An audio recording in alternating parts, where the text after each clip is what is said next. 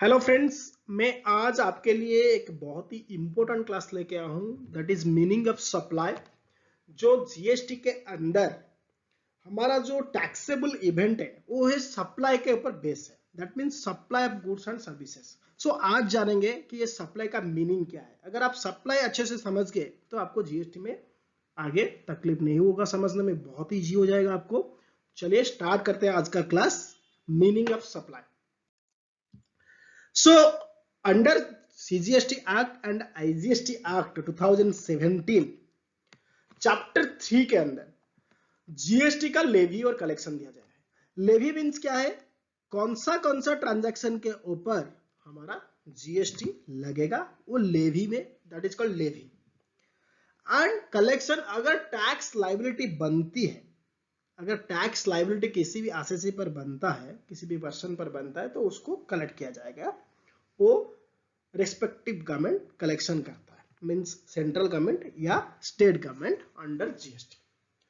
So GST का जो पूरा लेविड है वो किस पर लगता है? All supplies of goods and services. All supplies of goods, ये याद रखिए, ऑल सप्लाईज। इसका मतलब पूरा जो टैक्सेबल इवेंट हो गया जीएसटी का, हो गया सप्लाई। पहले जब हम पुराने टैक्सेस में क्या था, एक्साइज में था, मैन्युफैक्चरिंग था। जीएसटी में क्या, सॉरी सीएसटी एंड वैट में क्या था, मूवमेंट ऑफ गुड्स था, that is removal of goods था। सो अभी जो नया टैक्स, अभी जो जीएसटी के अंदर इसमें क्या डाल दिया, एक ही चीज डाल दिया, वो बोल दिया सप्लाई का। सो सप्लाई को समझना बहुत ही इंपॉर्टेंट है। सप्लाई बड़ा इवेंट हो गया, तो ये इवेंट को समझना इंपॉर्टेंट है। सो हमारा जीएसटी को जो चार टैक्सेस है, चार नहीं एक्चुअली ये तीन है, सीजीएसटी, एसजीएसटी और यूटीजीएसटी और आईजीएसटी, कब लगेगा? ऑल सप्लाईज एक्सेप्ट, यहाँ पे ये इंपॉर्टेंट हो जाता है। अभी कहीं भी क्वेश्चन आ गया तो एक्सेप्ट, मैं इंट्रोडक्शन क्लास में बताया था, एक्सेप्ट अल्कोहलिक लिकर। लिकर मालूम है, जो कि ह्यूमन कंज्यूम, दैट इज दारू। अब जितने सारा दारू है इसमें स्टेट एक्साइज लगता है, लेकिन इसमें जीएसटी कभी नहीं लगेगा, क्योंकि ये हमारा कॉन्स्टिट्यूशनल अमेंडमेंट में, हमारा कॉन्स्टिट्यूशन में डिफाइन किया गया कि अल्कोहलिक लिकर पर कभी भी जीएसटी नहीं लगेगा। सो भविष्य में अगर उसको लगाना चाहेंगे तो उस पर फिर अमेंडमेंट करना पड़ेगा कॉन्स्टिट्यूशन को, लेकिन इसमें बोल दिया गया, एक्ट के अंदर बोल दिया गया, एक्ट में चेंजेस लाना पड़ेगा अभी। So all supplies of goods and services except alcoholic liquor. इसका मतलब अल्कोहलिक लिकर अगर सप्लाईज होता है तो वहां पे जीएसटी नहीं लगेगा। इसका मतलब इसको छोड़कर कोई भी गुड्स और सर्विसेज अगर इसका मूवमेंट सप्लाईज हुआ, देन उसको वहां पे जीएसटी लगेगा। सो अभी सबसे इंपॉर्टेंट हो जाता है कि सप्लाईज क्या है। सप्लाईज का जो डेफिनेशन है सीजीएसटी एक्ट का सेक्शन 7 के अंदर दिया गया है। सो सेक्शन 7 के अंदर जो दिया गया है, हमने इसको पांच भाग में डिवाइड कर दिया मैंने। इसमें क्या है, एक हम सीखेंगे कि फॉर कंसिडरेशन के बेसिस में, दूसरा विदाउट कंसिडरेशन, तीसरा डीम्ड सप्लाई देखेंगे, चौथा स्पेसिफिक एक्सक्लूजन क्या है, पांचवा कंपोजिटर बेस्ड सप्लाई देखेंगे। ये जो सेक्शन 7 के अंदर में जो पूरा सप्लाई का जो स्ट्रक्चर है, पूरा डेफिनेशन है, मैं 7 भाग में डिवाइड कर दिया। बहुत ही इंपॉर्टेंट है, आपको समझना है, देखेंगे। सो पहले जाएंगे हम for consideration. So for consideration का बेसिस पर section 7 of CGST act, section 7(1)(a) में डिफाइन किया गया, supplies means it is an inclusive manner and it includes all form of supply of goods services such as sale, transfer, barter, exchange, license, rental, lease, disposal। ये पूरा activity दे दिया। Supply means sale, barter, licence, lease, transfer, exchange, rental, disposal, ये पूरा 8 चीज को बोल दिया सप्लाई। मैं बताऊंगा एक एक चीज डेफिनेशन, नेक्स्ट स्लाइड में मैं आपको बताऊंगा। सेल का मतलब क्या होता है, बार्टर का क्या होता है, ट्रांसफर क्या है, मैं बताऊंगा आगे। सो अभी इतना याद रख लीजिए, सप्लाई का मतलब हो गया अगर कोई भी आइटम सेल किया जाता है, बार्टर किया जाता है, लाइसेंस किया जाता है, लीज किया जाता है, ट्रांसफर किया जाता है, एक्सचेंज किया जाता है, रेंटल किया जाता है और डिस्पोजल किया जाता है। मेड, दैट मीन्स आप सेल किए या फिर agreed to be made. Agreed means future में जाके आप करोगे, दैट मीन्स इन एडवांस, मतलब आप फ्यूचर में करोगे। मेड और agree to be made. For consideration, बड़ा इंपॉर्टेंट बोला मैं, पहला जो पॉइंट रखा था फॉर कंसिडरेशन। कोई भी चीज अगर हम कंसिडरेशन के बेसिस में कर रहे हैं, कंसिडरेशन का मतलब क्या होता है गिव एंड टेक, मतलब कुछ चीज आप दे रहे हो तो उसके बदले अगर कुछ मिलता है उसको बोलते हैं कंसीडरेशन। सो कंसीडरेशन के बेसिस पे अगर कोई भी सप्लाई होता है, एंड और क्या बोलता है, by a person in the course और फर्दरेंस ऑफ बिजनेस, अगर कोई भी पर्सन बिजनेस के लिए कर रहा है, बिजनेस पर्पस के लिए कर रहा है, तो वहां पे आपका जीएसटी लग जाएगा। यास्मिन का आप एक दिन गए मार्केट से, कुछ मार्केट में कुछ छोटे चीज बेच दिया, आप एक प्लॉट बेच दिया, वो एक दिन का ही, उसमें नहीं लगा था, वो तो अलग चीज हो गया, वहां कहां पे लगेगा वो इंपॉर्टेंट है। आपका बिजनेस के अंदर में आप कोई भी चीज अगर sale, barter, licence, lease, transfer और एक्सचेंज, रेंटल और डिस्पोजल कर रहे हैं, वो सप्लाई माना जाएगा, वहां पे जीएसटी लगेगा, मतलब वो सप्लाई माना जाएगा, इतना समझिए, वो सप्लाई माना जाएगा। टैक्स लगेगा नहीं लगा तो अदर लॉज के अंदर, अदर सेक्शन के अंदर क्या बोल रहा है वो भी देखना पड़ेगा, बट उसको सप्लाई माना जाएगा। इसका मतलब वहां पे जीएसटी लेवी आ गया, जीएसटी का लेवी आ गया। Supply also include import of services, import of services, कोई भी सर्विस अगर आप इंपोर्ट कर रहे हो, कोई भी सर्विस अगर इंपोर्ट कर रहे हो फॉर ए कंसिडरेशन वेदर और नॉट इन द कोर्स, यहाँ पे क्या बोलता था, कोर्स ऑफ फर्दर बिजनेस होना है, ये क्या बोल रहा है भाई, आप बिजनेस के लिए कर रहे हो नहीं कर रहे हो कोई इंपॉर्टेंट नहीं रखता, अगर आप कोई भी सर्विसेज बाहर से इंपोर्ट कर रहे हो, उसमें कंसिडरेशन आप पे कर रहे हो, आपको जीएसटी, वो उसको सप्लाई माना जाएगा, उसको भी जीएसटी लेनी होगा। इसका मतलब उसको सप्लाई मान लिया जाएगा। Supply to be specified by notification issued by central और स्टेट गवर्नमेंट। और एक चीज लास्ट को डाल दिया, ये सारी चीज हम बोल दिया कि ये सप्लाई, सेल्स है, बार्टर है, लाइसेंस है, ये वगैरह बोल दिया, इंपोर्ट ऑफ सर्विस बोल दिया। अगर इसको छोड़कर कुछ भी चीज नहीं है जो इस सेक्शन में डिफाइन नहीं किया गया, सेंट्रल गवर्नमेंट चाहे और स्टेट गवर्नमेंट चाहे तो अपना रूल्स निकाल के और नोटिफिकेशन निकाल के वो बता सकता है ये चीज को सप्लाई माना जाएगा। ये इंपॉर्टेंट हो गया। सो पहले जानते हैं कि जो सप्लाई हम बोले, सेल क्या है, ट्रांसफर क्या है, बार्टर क्या है, लाइसेंस क्या है, रेंटल क्या है, लीज क्या है, डिस्पोजल क्या है। पहले जानते हैं सेल्स क्या है। Any sale of goods supplied which broadly result in the transfer of title in the case of goods and transfer of right to use in case of service। ये याद रखिए, मैं बोलता हूं आपको, transfer of title, transfer of title means आपका जो rights है, आपका जो ओनरशिप है, अगर वो ट्रांसफर हो जाता है, and transfer of right to use of services, service के मतलब आप अगर राइट को ट्रांसफर करते हैं, ये पहला केस गुड्स के केस में क्या है, ओनरशिप। आप अगर कुछ मान लो कि पेन सेल कर रहे हो, आप दूसरे को दे दिए, ऐसे वहां पे ट्रांसफर तो हो गया, चीज तो चला गया, बट वो चीज अभी तक आप ओनरशिप ट्रांसफर किए कि क्या नहीं है, क्योंकि आप फ्रेंड को दिए हैं। लेकिन वही चीज को अगर आप दूसरे को दे रहे हो, उसके बदले में कुछ पैसा ले लिया और आप बोले कि ये आपका पेन है, वहां पर अगर पूरा राइट्स ट्रांसफर हो जाता है, दैट इज ओनरशिप ट्रांसफर हो जाता है, उसको हम क्या मानेंगे, सेल मानेंगे।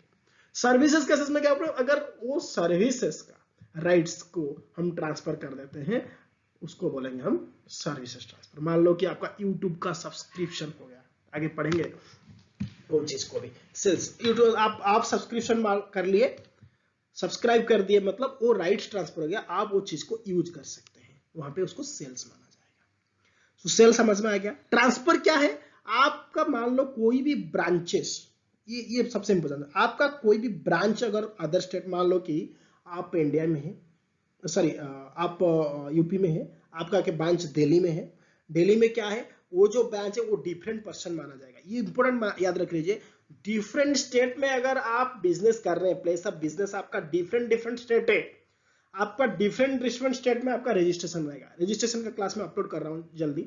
सो अगर डिफरेंट स्टेट में है, आपको डिफरेंट स्टेट में आपको रजिस्ट्रेशन लेना पड़ेगा, और वो डिफरेंट रजिस्ट्रेशन को डिफरेंट पर्सन माना जाएगा। इसका मतलब एक ब्रांच से अगर आप दूसरा ब्रांच को स्टॉक ट्रांसफर कर रहे हो, स्टॉक भेज रहे हो, उसको ट्रांसफर माना जाएगा, और उसको भी सप्लाई माना जाएगा, वो भी टैक्सेबल होगा, मतलब उसमें जीएसटी लगेगा।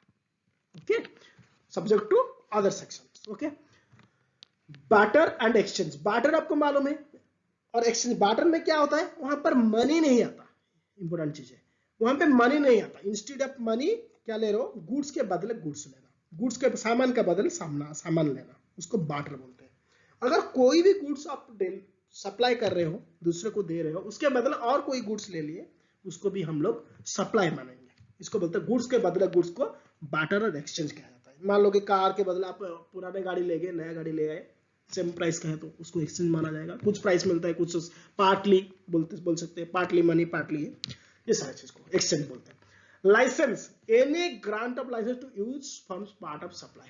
जैसे मैं बोला ऑनलाइन सब्सक्रिप्शन हो गए, आपको लाइसेंस मिल गया, आप लाइसेंस परचेज करो, यूज करो। वो लाइसेंस को परचेज करना, वो लाइसेंस को बेचना, उसको भी सप्लाई कहते हैं। यूट्यूब आपको बेच रहा है, आपको लाइसेंस सब्सक्रिप्शन दे रहा है, हॉटस्टार आपको सब्सक्रिप्शन दे रहा है, तो वो हॉटस्टार के लिए सप्लाई माना जाएगा और उसमें जीएसटी लगेगा। आप देख सकते हो, अगर वो जो जब आप सब्सक्राइब करते हो वहां पे बिल आता है, वो बिल में भी जीएसटी होता है, क्योंकि उसको सप्लाई मानते हैं। Rental, renting a property fully और पार्शियली। याद रखिए, कोई भी प्रॉपर्टी अगर दूसरे को आप किसी लोग को यूज करने के लिए देते हो, रेंट पर्पस में देते हो, उसको भी सप्लाई लगेगा, उसमें भी उसको सप्लाई माना जाएगा, उसमें जीएसटी लगेगा। लीज, लीज क्या होता है? आप अगर कोई भी बिल्डिंग और प्रॉपर्टी को दूसरे को यूज करने के लिए देते हो, कुछ साल के लिए, 10 साल के लिए, 15 साल के लिए, उसको भी सप्लाई माना जाएगा। डिस्पोजल, कोई भी एसेट, ये बहुत ही इंपॉर्टेंट पॉइंट रख दिया, कोई भी एसेट हो आपका बिजनेस का, अगर आप उसको डिस्पोज कर रहे हो, आप उसको डिस्ट्रॉय कर रहे हो, उसको हटा रहे हो, बिजनेस से हटा रहे हो, वहां पे भी आपको जीएसटी लग जाएगा। कितना बड़ा पॉइंट है, वेस्ट डिस्पोजल कर रहे हो तो उसको वहां पे उसको सप्लाई माना जाएगा, जीएसटी लगेगा। तो अदर सेक्शन में, subject to other section always याद रखिए, अदर सेक्शन में देखना पड़ेगा कुछ एक्सेप्शन, बट उसको सप्लाई माना जाएगा। इसका मतलब वंस सप्लाई माना गया तो उसको जीएसटी लेवी आ गया, जीएसटी लेवी आएगा। टैक्स लायबिलिटी आएगा नहीं आएगा वो अदर सेक्शन में, other subject to other section देखना पड़ेगा, बट वो जीएसटी के दायरे में आ जाता है, लेवी ऑफ टैक्सेस आता है, उसको सप्लाई माना जाएगा। सो सेक्शन 1 में जो था हमारा क्या था, फॉर कंसिडरेशन पर्पज जो माना गया, सप्लाई का मीनिंग है, वो सप्लाई को क्या बोल रहा है? Sale, transfer, barter, licence, rental, lease, disposal, made और टू बी मेड, दो बात बोलता है, मतलब किया गया, सेल हुआ या फिर होने वाला है, ये चीजें। और कोर्स ऑफ बिजनेस में होना है, वो इंपॉर्टेंट है, आपका बिजनेस पर्पस हो रहा है तो उसको हम सप्लाई मानेंगे। सप्लाई मानेंगे मीन जीएसटी आएगा। और इंपोर्ट ऑफ सर्विस बोला था, कंसिडरेशन हो या ना हो, कंसिडरेशन होना है, कंसिडरेशन हो रहा है, ये एक्टिविटी हो रहा है मैं जो बताया, और बिजनेस के अंदर हो रहा है तो उसको सप्लाई मान लिया जाएगा। ये याद रख लीजिए, this the very very clear, आपको याद रखना। सेकेंड, अभी तक जो बोला कि सप्लाई विथ कंसिडरेशन, मेरा फर्स्ट पॉइंट था। सेकेंड आएगा सप्लाईज विदाउट कंसिडरेशन। अगर कंसिडरेशन नहीं है तो इसको मानेंगे नहीं मानेंगे, उसमें भी बोला सेक्शन 7(1)(c) में डिफाइन किया, शेड्यूल 1 का सीजीएसटी एक्ट में डिफाइन किया, permanent transfer disposal of business assets where input tax credit has been availed।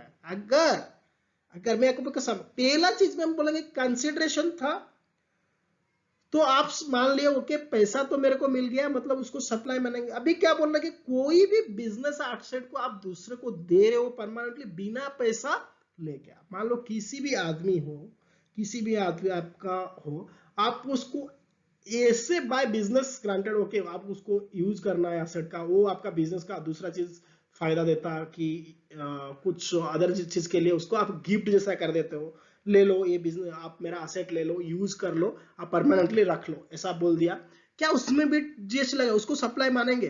भाई साहब क्या बोल रहे हैं, मानेंगे। क्योंकि अगर वो एसेट जब आप खरीदा था, वो एसेट खरीदा था आपने, उस पे जो टैक्सेस पेमेंट किया था, जो जीएसटी पेमेंट किया था, उस पे अगर आप इनपुट ले लिया है, इनपुट क्रेडिट क्या है, अगर आप जीएसटी पेमेंट के टाइम पे आप उसका क्रेडिट ले लिया है, पढ़ेंगे इनपुट टैक्स क्रेडिट पहले, तो अगर वो क्रेडिट ले लिया है तो उसको सप्लाई मान लिया जाएगा। आप अभी फ्री में दे दो, बट उसका जो वैल्यू के ऊपर टैक्स लगेगा ही लगेगा, वो जीएसटी में लेवी होगा, उसको सप्लाई माना जाएगा, ये याद रखिए। दूसरा पॉइंट क्या बोल रहा है, सप्लाई ऑफ गुड्स सर्विस और both between a related person, between distinct person. आप कोई भी सप्लाई आप कर रहे हो बिटवीन ए रिलेटेड पर्सन। अगर कोई भी आपका रिलेटेड पर्सन हो, रिलेटेड पर्सन कौन होता है, मान लो कि बिजनेस का उसका डायरेक्टर, मान लो सो डायरेक्टर को अगर चीज बेच रहा है, फ्री में दे देते हैं हम लोग। हम किसी को भी कोई भी चीज बिजनेस के अंदर अगर फ्री में दो, वो चाहे रिलेटेड हो ना हो, अगर आप दे रहे हो फ्री में भी, जैसे फ्री सैंपल मान लो, फ्री सैंपल्स में आपको क्या मिल रहा है, कंसिडरेशन कुछ भी नहीं है, बट उसको सप्लाई माना जाएगा, उस पर जीएसटी लगेगा ही लगेगा। सैंपल से उसको फुल्ली टैक्सेस लगता है, जीएसटी लगता है, सो उसको सप्लाई माना जाएगा। तीसरा point, supply of goods by a principal to his agent. याद रखो, ये very important, principal agent business आपको मालूम है, कंसाइनमेंट का बात करते हैं हम लोग। प्रिंसिपल मीन से होता है जो मालिक है, उसका के एजेंट रखा हुआ है, कहाँ पे, आप मान लो आप दिल्ली में बैठ के बिजनेस कर रहे हो, आप अपना बिजनेस राजस्थान में रखे हो, आपका एक वहां पर एजेंट है, वो सारी चीज मैनेज करते हैं। आप कोई भी गुड्स ट्रांसफर कर रहे हो, दिल्ली से राजस्थान को भेज रहे हो, उसमें कंसिडरेशन क्या है, कुछ भी नहीं है, अभी गुड्स ट्रांसफर किया only, just like transfer, stock transfer. So principal agent को भेज रहा है, उसमें भी आपको सप्लाई माना जाएगा, वो जीएसटी लेवी होगा उसमें भी। आप स्टॉक ट्रांसफर प्रिंसिपल एजेंट पे कर रहा है, मतलब इसमें जीएसटी लेवी होगा। Fourth point, importation of service by a taxable person from a related person और from any of which other establishment outside India. और ये भी तो बढ़िया चीज बोल दिया, अगर आप बिजनेस के अंदर, आपका बिजनेस के अंदर आप कोई भी सर्विस इंपोर्ट कर रहे हो आउटसाइड इंडिया से, मतलब अदर कंट्री से आप कर रहे हो, आप कोई रिलेटेड पर्सन से, और कोई भी एस्टेब्लिशमेंट हो, बाहर से आप इंपोर्ट सर्विस कर रहे हो, तो उसको बिजनेस माना जाएगा बिना पैसा के। आप पैसा नहीं ले रहे हो, बट सर्विस इंपोर्ट कर रहे हो, सर्विस इंपोर्ट किया मींस आपको टैक्सेस लगेगा, ये इंपॉर्टेंट है। मान लो कि एक कंपनी है, एक कंपनी, उसका जो हेड ऑफिस है वो हमारा यूएसए में है। यूएसए में जब वो कोई भी सर्विस दे रहा था, वो सर्विसेज अपना ही कंपनी है, हेड ऑफिस आपका ब्रांच ऑफिस इंडिया में है, इंडिया के ब्रांच ऑफिस को अपना सर्विस प्रोवाइड कर दिया, मशीन का कुछ खराब था, वो काम कर दिया, मान लो 5 लाख 10 लाख का रुपीस था, वो 5 लाख 10 लाख का क्या होगा, वो जो मान लो 5 लाख है, 5 लाख का सर्विसेज जो दिया, उसके लिए कुछ पैसा नहीं लिया, अपना ही कंपनी है, तो क्या उसमें टैक्स लग जाएगा, सिंपल, हाँ लगेगा। क्योंकि क्या बोलता है, इंपोर्टेशन सर्विस इवन दो पर रिलेटेड पर्सन और नॉन रिलेटेड भी हो, अगर पैसा विदाउट कंसिडरेशन भी है, पैसा नहीं ले रहा है, तभी भी आपको सप्लाई माना जाएगा, वो जीएसटी लेवी होगा, ये इंपॉर्टेंट है। सो हम अभी क्या देखें, पहले देखें कि विद कंसिडरेशन, नाउ देखिए विदाउट कंसिडरेशन। हो गया, समझ में आ गया, ट्रांसफर कर रहे हो business input tax, business asset दूसरे पर्सन को ट्रांसफर और डिस्पोजल कर रहे हो, और उसमें इनपुट टैक्स अवेल कर लिए, उसको सप्लाई मान दिया जाएगा, वो भी कंसिडरेशन हो या ना हो। दूसरा क्या बोल दिया, रिलेटेड पर्सन हो नॉन रिलेटेड पर्सन हो, अगर आप किसी भी सप्लाई कर रहे हो, फ्री में कर रहे हो, पैसा नहीं दे दो, उसको सप्लाई, मैंने सैंपल का एग्जाम दिया, सैंपल सेल्स। तीसरा, supply of goods by principal to agent, principal to agent अगर सप्लाई होता है वहां पे भी लगेगा, उसको विदाउट कंसिडरेशन हो भी तो लगेगा। और कोई भी इंपोर्टेशन और सर्विस हो बाहर से इंडिया से कर रहे हो, तो वहां पे लगेगा बिजनेस के लिए अगर आप कर रहे हो।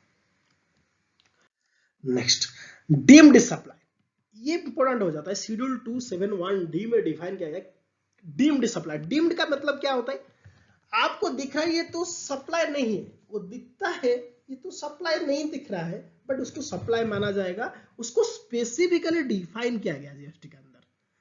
ये चीज अगर हो रहा है ना, ट्रांजैक्शन ये चीज में हो रहा है, आपको लग रहा है सर ये तो सप्लाई नहीं हो रहा है, सप्लाई क्या बोला था हम ऊपर, sales transfer, barter exchange, disposal, जो सारे चीज मैंने बताया पहले केसेस में, विद कंसिडरेशन विदाउट कंसिडरेशन में भी, वो सप्लाई नहीं, वो उसमें नहीं आ रहा है, वो केसेस में डिफाइन नहीं हो पा रहा है कि वो, बट उसको सप्लाई मान लिया जाएगा, क्योंकि ये सेक्शन बोलता है ये केसेस में आपको देना ही देना है। क्या क्या केसेस है, एक एक केसेस देखेंगे, जल्दी जल्दी देखेंगे इसको।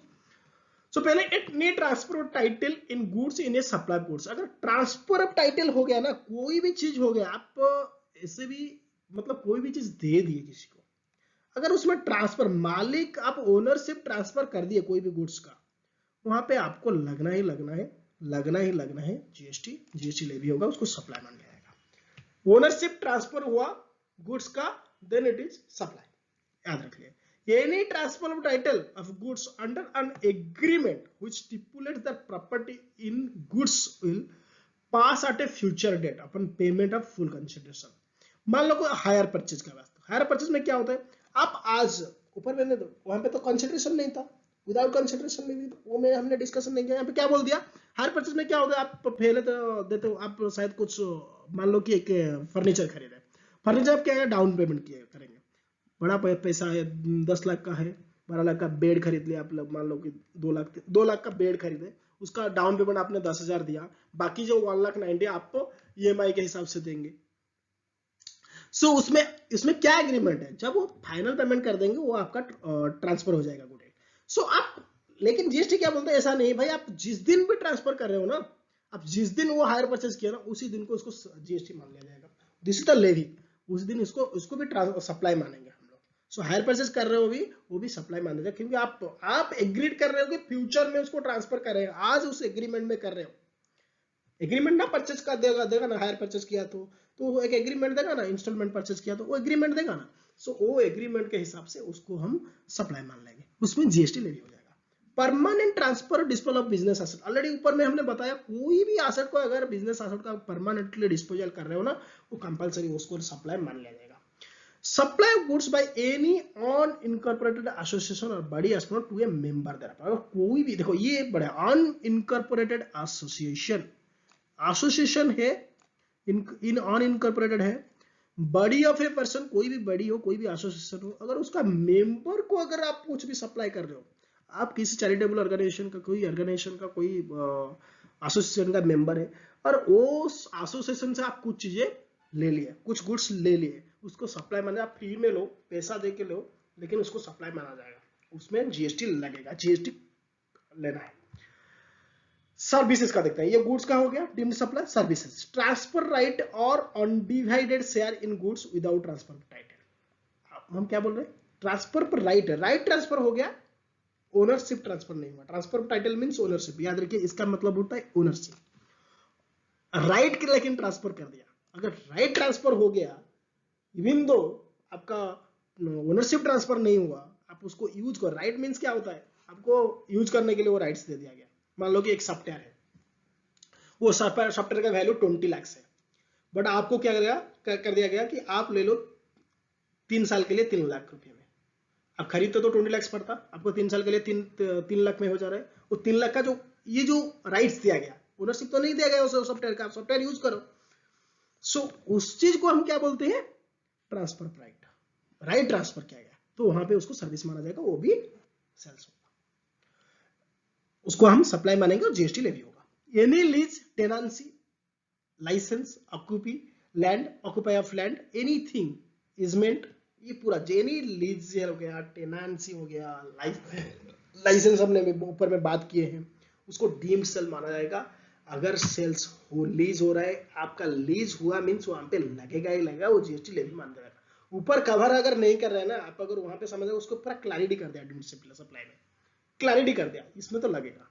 Any lease, letting out of building up for business, ऊपर में हमने डिस्कशन किए हैं इसके बारे में सप्लाई में, सो इसको भी हम मानेंगे सप्लाई बोल के। Any treatment process applied on another person goods like job work, job work में भी ये देखिए जॉब वर्क को भी डाल दिया। जॉब वर्क में क्या होता है, आप कोई भी चीज भेजोगे, अपना चीज भेजोगे दूसरे लोग को, वो कुछ उसमें चेंजेस, वो कुछ काम करेगा, वो काम करके आपको लौटा देगा, आपको कुछ रिपेयर करके वो पार्ट लौटा देगा, सो वो चीज को हम जॉब वर्क बोलते हैं, और वहां पर भी इसको सप्लाई माना जाएगा। आप जॉब वर्क में दे रहे हो बट उसमें भी उसको सप्लाई माना जाएगा। यानी business asset put for private use whether और not for consideration, private use के लिए अगर कोई भी बिजनेस एसेट आप लेके जाते हो उसको भी सर्विसेज माना जाएगा। आप बिजनेस में गाड़ी यूज कर रहे हो, घर को लेके गया भाई आप यूज कर रहे हो, तो उसको आपको सर्विसेज को जीएसटी लेवी हो जाएगा, क्योंकि ये सप्लाई माना जाएगा। रेंटिंग ऑफ इमूवेबल प्रॉपर्टी, कोई भी इमूवेबल प्रॉपर्टी को आप रेंट पे दे रहे हो, उसको भी डीम्ड सेल माना जाएगा। Construction of a complex building, civil structure, वो भी माना जाएगा। Temporary transfer of permitting the use और enjoyment of any intellectual property right, temporary transfer कर रहे हो और परमिट कर रहे हो एंजॉय करने के लिए एनी इंटेलेक्चुअल प्रॉपर्टी राइट, उसको भी मान दिया जाएगा। डेवलपमेंट, डिजाइन करना, information, implementation, upgradation, adoption, supply, technology supply, कुछ भी इसमें करो, इंफॉर्मेशन टेक्नोलॉजी में कुछ भी डेवलप करो, डिजाइन करो, सर्विस, ये सर्विस दे रहे हो, इसको डीम्ड सप्लाई माना जाएगा। सप्लाई नहीं है, आप बोलोगे भाई ऊपर में सप्लाई में कवर नहीं हो रहा है, नहीं, ये डीम्ड सप्लाई का अंदर कवर हो गया है, मतलब ये सप्लाई मान जाएगा। agreeing to obligation to refrain from an act or tolerant an act or a situation or do an act. Agreeing, आप कोई भी चीज को आप बोल रहे हो कि मैं करूंगा, नहीं करूंगा, इसके लिए इतना पैसा ले लो, कि आप कितना बढ़िया चीज बोल रहे हैं। कोई आप बिजनेस करने जा रहे हो, कोई बोलेगा नहीं नहीं यहाँ पे बिजनेस मत करो, इसके लिए मैं आपको इतना पैसा दूं, वो भी सप्लाई है भाई। चाहे वो अल्लाह फिल हो सकते, बट इतनी सप्लाई पैसा दे रहा है, मतलब उसमें जीएसटी लगेगा ही लगेगा, उसको डिम सप्लाई बना। वार्स कंट्रैक्ट, वार्स कंट्रैक्ट मतलब क्या होता है, कंट्रैक्ट जो हमारा प्रॉपर्टी कंट्रैक्ट्स वगैरह होता है, उसमें इसको भी माना गया सप्लाई। आपको कवर करके देंगे, पैसा लेंगे आपसे, बिल्डिंग बनाएंगे, फ्लैट आपको बेचेंगे, वार्स कंट्रैक्ट, वो वार्स कंट्रैक्ट को भी हम सप्लाई मानेंगे, उसमें जीएसटी लगेगा ही लगेगा। ये पूरा याद रख लीजिए, मैं डाल दूंगा आपको डिस्क्रिप्शन में, डाल दूंगा इसका, आप ये पीपीटी में भी इसको देख सकते हैं, पढ़ सकते हैं। अब एक इंपॉर्टेंट पॉइंट जानेंगे, जो कि मिक्स्ड एंड कंपोजिट सप्लाई। पहले समझते हैं मिक्स सप्लाई है क्या। मिक्स सप्लाई आप देख सकते हैं, मिक्स्ड सप्लाई इसको बोलते हैं, कंपोजिट सप्लाई इसको बोलते हैं। मिक्स सप्लाई क्या है, ये वाला मिक्स सप्लाई है, ये कंपोजिट सप्लाई। आपको पूरा ये जो मैं दो चीज दिया है, ये आपको समझ में आ रहा होगा देख के है। पेन प्लस में टाई लगा दिया, ये दोनों को साथ में बेच देंगे, दोनों को एक पैकेट में डाल दिए, दोनों अलग अलग आइटम में एक पैकेट में डाल के बेचेंगे। होता है, आप देखते होंगे जनरल बाहर में जो ठेला लगता है वहां पे बेचते हैं। पेन डाल दिए, उसमें क्या डाल दिए, बहुत सारा पेन, पेस्ट, टूथब्रश, ये सारे डाल के एक मिक्स करके उसको बेचते हैं, उसको हम बोलते हैं मिक्स सप्लाई। उसका एक प्राइस रख देंगे, वो चीज को भी हम लोग सप्लाई मानेंगे। अब बोलोगे नहीं नहीं सेपरेट सेपरेट सेपरेट बेचेंगे तो उसको मानेंगे नहीं, इसको भी माना जाएगा। इसके लिए एक सिंगल प्राइस जो होगा उसको वो सप्लाई माना जाएगा। Second, composite supply. Composite supply देखो, ये कि होटल है, होटल में क्या होता है, आप इधर रूम लोगे, अकोमोडेशन लोगे, अकोमोडेशन के साथ हमने आपको दे दिया क्या, खा ब्रेकफास्ट दे दिया, लंच दे दिया, इसको कंपोजिट सर्विस बोलते हैं। होटल के साथ, अकोमोडेशन के साथ ब्रेकफास्ट लंच फ्री, इसको कंपोजिट सप्लाई बोलते हैं। ये इंक्लूडिंग प्राइसेस होता है, उसको बोलते हैं। देखिए ये चीज को भी सप्लाई माना जाएगा under GST, sorry under GST section 8 के अंदर पूरा डिफाइन किया गया है। इसका मीनिंग क्या है को समझ गया, मिक्स सप्लाई और कंपोजिट सप्लाई दोनों चीज। अभी जानेंगे supply not treated as supply. कौन सा सप्लाई आपको दिख रहा है, सप्लाई है, आप देख रहे हो, सप्लाई को जो डेफिनेशन दिया वो है, लेकिन इसको सप्लाई नहीं मानेंगे हम लोग। मतलब अगर वो सप्लाई नहीं है, उसमें जीएसटी नहीं लगेगा, जीएसटी लेवी नहीं होगा। ये एक केसेस देखेंगे जिसको क्लियरली डिफाइन किया गया सेक्शन 7(2)(a) में, कि कौन सा सप्लाई को हम सप्लाई नहीं मानेंगे। बहुत ही इंपॉर्टेंट है, service by an employee to the employer, very important. कोई भी सर्विस अपना एम्प्लॉयमेंट के रिलेशन के हिसाब से, एम्प्लॉइज का रिलेशन से हिसाब से, अगर कोई भी सर्विस एम्प्लॉय को दे रहा है, वो हम सप्लाई नहीं माने। क्या बोल रहे हो, मतलब सैलरी जो दे रहा है एम्प्लॉयर, उसके ऊपर जीएसटी लगेगा? नहीं लगेगा ना, क्योंकि वो सर्विस सप्लाई नहीं है। आप देख रहे हो, काम कर रहा है, सर्विस दे रहा है कंपनी को, पैसा भी लग रहा है उसके बदले में, मतलब कंसिडरेशन भी है, सप्लाई तो दिख रहा है, लेकिन क्या बोल रहा है सेक्शन 7(2) है, इसको सप्लाई नहीं मानेंगे, मतलब इसके ऊपर जीएसटी नहीं लगेगा, इसके ऊपर जीएसटी लेवी नहीं होगा। सिंपल है। सर्विस बाय एनी कोर्ट और ट्रिब्यूनल, कितना बड़ा है, कोई भी कोर्ट और ट्रिब्यूनल, केस होता है, कोर्ट पे जाते हो आप लोग, फीस लगता है, वो फीस के ऊपर जीएसटी नहीं लगेगा, उसको लेवी नहीं माना जाएगा, उसको सप्लाई नहीं माना जाएगा। Simple. Any function perform by the member of parliament, MP हो गए, एमएलए हो गए, स्टेट लेजिस्लेटिव का हो गए, पार्लियामेंट का मेंबर हो गए, पंचायत का मेंबर, सरपंच वगैरह हो गए, म्युनिसिपैलिटी का हो गया, आपका काउंसिलर वगैरह हो गए, अदर लोकल अथॉरिटीज, कोई भी लोकल अथॉरिटीज, हमारा जनप्रतिनिधि, बड़े लोग हैं, वही लोग तो ये लॉ बनाए ना, वो अगर कोई भी सर्विसेज देते हैं, अगर उसके बदले में कुछ भी फीस लेते हैं भी, उसमें सप्लाई नहीं माना जाएगा। पैसा कंसिडरेशन हो ना हो, वो प्रोसेस को हम लोग सप्लाई नहीं मानेंगे, सप्लाई नहीं है, जीएसटी नहीं है। चेयरपर्सन, मेंबर, डायरेक्टर इन ए बड़ी एस्टेब्लिश बाय सेंट्रल गवर्नमेंट, अगर सेंट्रल गवर्नमेंट, स्टेट गवर्नमेंट कोई भी एस्टेब्लिशमेंट बनाते, उसका जो भी चेयरपर्सन रहेगा, जो भी मेंबर रहेगा, जो भी डायरेक्टर रहेगा, अगर वो भी कोई सर्विस देता है, उसको सप्लाई नहीं माना जाएगा। नेक्स्ट, सर्विस ऑफ फ्यूनरल, कितना बढ़िया, फ्यूनरल, कोई किसका मौत हो गया, उसका जो मौत मरने के लिए जो जो सर्विस होता है, मरने के बाद जो जो सर्विस देते हैं उसको अंतिम संस्कार के लिए जो भी सर्विसेज होता है, इंक्लूडिंग उसका transportation of disease of person, कोई मरता है उसको जो व्हीकल में ले जाते हैं, आप उस सर्विस दे रहे हो, उसको भी जीएसटी नहीं लगेगा क्योंकि उसको सप्लाई नहीं मानेंगे, हम एक्सक्लूडिंग कर दिए हैं।